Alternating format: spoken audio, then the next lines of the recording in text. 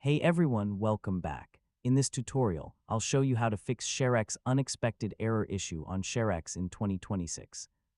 So if ShareX suddenly shows an unexpected error message, crashes during capture, or stops working without warning, yeah, this guide will help you fix it step by step. First, restart ShareX and try the action again. Temporary glitches can sometimes trigger unexpected errors even when nothing is actually wrong. Next, check the error message carefully. If ShareX provides details about the problem, it can help you identify the exact cause much faster. Now update ShareX to the latest version.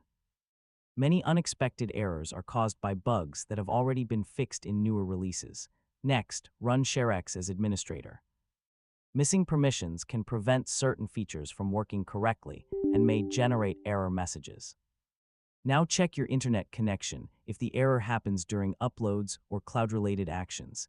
Network problems can often trigger unexpected failures. Next, disable antivirus or firewall software temporarily. In some cases, security tools block ShareX processes and create errors.